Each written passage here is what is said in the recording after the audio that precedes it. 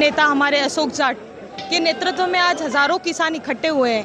अगर किसानों का शोषण हो रहा है, किसानों के तोल मोल मंडी टैक्स में जो शोषण होता है, वो आवाज़ अशोक जाट ने उठाई। एक विपक्ष का नेता, किसान नेता अगर आवाज़ नहीं उठाएगा कलेक्टर साहब, तो कौन आवाज़ उठाएगा? आप बता दें कि अगर जो कार्रवाई आपको करनी चाहिए थी, जो कार्रवाई आपके जो आपका जो प्रोटोकॉल लगता है, जो कार्रवाई आपको करनी चाहिए थी, वो अशोक जाट ने करके दिखाई। आपको तो उनको धन्यवाद देना चाहिए था कि जो मंडी टैक्स में, जो मंडी में जो चोरी हो रही, जहाँ किसानों के अनाज की उपज का दाम नहीं मिल रहा है, जो चीज़ें आपको करनी चाहिए वो अशोक जाट ने की। तो माननीय कलेक्टर साहब को तो धन्यवाद देना चाहिए था। धन्यवाद ना देते हुए बल्कि जो हमारे कलेक्टर साहब हैं, उन्होंने वो एक सत्ता के पीछे, माननीय कलेक्टर साहब, जो आपकी एक राजनीति से हट के आप एक सत्ता के पीछे, एक सत्ता विशेष के पीछे कार्य कर रहे हैं। ये आपके सत्ता विशेष से कार्य नहीं चलने वाला, क्योंकि आप एक किसी पद पर बैठे हुए हैं, आप एक जिले के मुखिया हैं।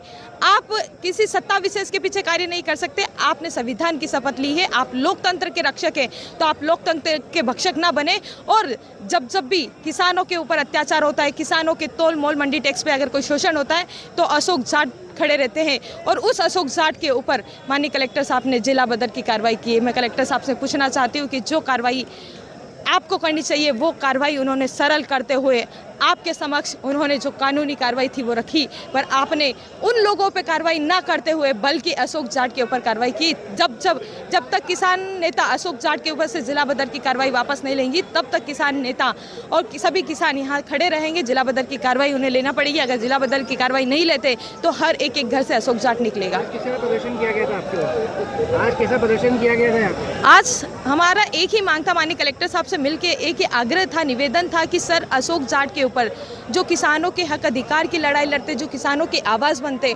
उनके ऊपर से जिला बदर की कार्रवाई वापस ले। अन्यथा ये जो आंदोलन है, ये उग्र आंदोलन में तब्दील होगा।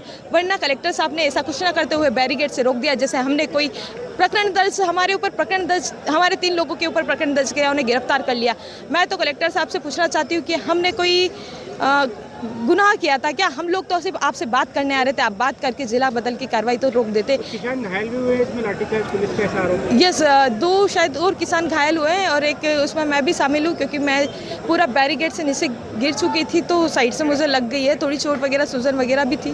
पर हमारा मेन मकसद ये चीज़ ना होते हुए, हमारा मकसद है कि हमारे भाई अशोक जाट को जिला बदल की कार्रवाई से हटाए। जाट, जो हम जाट समाज के सारे लोग हैं, उनके जो अन्यायपूर्वक जिला बदर की कार्रवाई हुई है, उसके खिलाफ कलेक्टर साहब से मिलने के लिए शांतिपूर्वक आ रहे थे। लेकिन सुबह से हमारे साथ अत्याचार हो रहा है, हमारे ट्रैक्टरों की चाबी निकाली गई, लाठीचार्ज किया गया।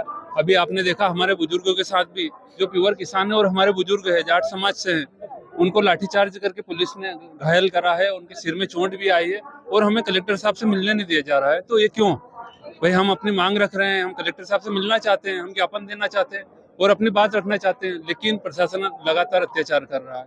ये बहुत गलत है। मैं रावत से आया, मैं ईश्वरलाल जाट, जाट समाज का मध्य प्रदेश अध्यक्ष हूँ। हम यहाँ कलेक्टर साहब को ज्ञापन देने के लिए आए थे, अशोक जाट के लिए। मेरे साथ वो लाठीचार्ज के साथ में मेरे को धक्का मुक्की हो रहा, लग गई, वो गिर गया, मैं ऊपर चढ़ गई। लाठी मेरे सिर पर। पुलिस बल आपका नाम? मैं देवनगढ़ी गाँव से आया, जयराम जाट नाम है। हम अशोक जाट को जिला बदर की कार्रवाई निरस्त करने के लिए आए हैं। हम कलेक्टर साहब को आवेदन देने के लिए आए हैं शांतिपूर्ण तरीके से।